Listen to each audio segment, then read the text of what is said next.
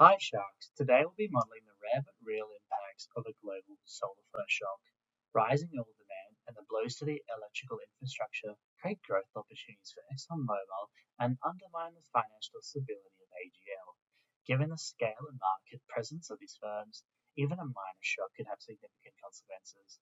But even under a more severe scenario, it reveals just how strongly Exxon benefits and how exposed AGL truly is. Here's Serena with the specifics. Thank you, Toby. For our project, the shock we have chosen that will impact the market are that major solar flares disrupt the Earth's atmosphere, resulting in geomagnetic storms to affect satellite communication and global power grids, causing extensive blackouts to occur worldwide. Due to this, we do recommend to buy ExxonMobil and to sell AGL Energy. My peers will expand on this in later slides. Expanding on the catalyst, as 90% of the world utilizes electricity, the dependence on natural sources of energy like gas and oil will dramatically increase.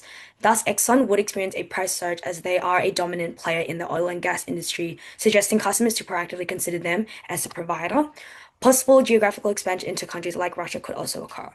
AGL will negatively be affected by this as AGL's extensive networks are grid dependent. Therefore, consumer confidence would diminish dramatically due to a prolonged power outage, and major revenue loss would occur while it would be very costly for them to repair their assets.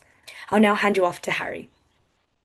Thanks, Serena. This DCF valuation of ExxonMobil supports a buy recommendation with demand for stable, large-scale energy sources like oil and gas likely to surge, at least in the medium term. Reflecting this, we modelled sales growth to suddenly spike in 2025 to 7.26% and eventually fall to 1.89% by 2032. The WACC was also revised downward from 7.70% to 7.07%, reflecting reduced uncertainty around Exxon's near-term cash flows. To support and cross-validate the DCF output, we use valuation multiples, specifically a P/E of 15.4 and an EV/EBITDA of 8.46. Both are consistent with industry norms. These calculations provide a market-based check on the valuation. Altogether, these adjustments raise the DCF implied share price to $120.70, a 12.89% premium over the current price, supporting our buy recommendation. Building on the DCF valuation, this slide highlights why now is the right time to invest in ExxonMobil. First, looking at sales. With oil demand expected to surge after the grid disruption, Exxon is positioned to benefit significantly. You can see in the forecast chart that sales and free cash flow are projected to rise steadily post-2025, while costs remain relatively stable. That's a strong indicator of profitability growth. We also performed a sensitivity analysis shown in the heat map below. It reveals that even under conservative assumptions, say a 1% terminal growth and a 7% WACC, ExxonMobil's implied share price remains above $100. With more optimistic inputs, it easily exceeds $120 to $130. This reinforces the strength of our buy thesis. By getting in now, US investors can capitalize before the expected surge in demand drives up ExxonMobil's valuation. This isn't just a short-term trade, it's a long-term opportunity tied to global energy reliance. I will now hand you off to Rafa.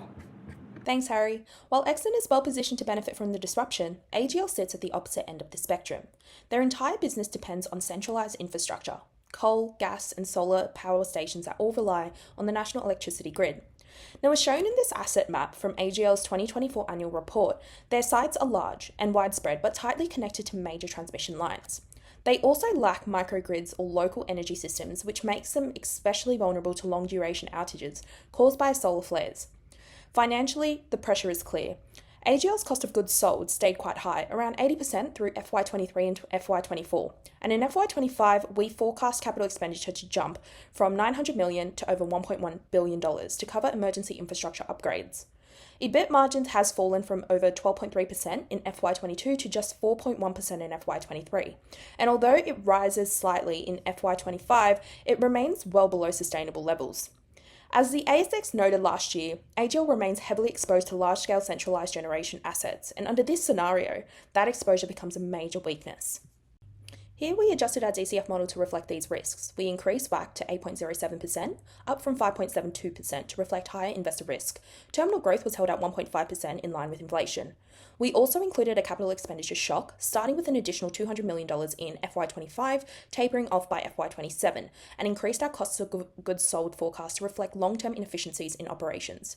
As a result, AGL's estimated share price fell from the current $10.37 to just $1.24, nearly 89% downside.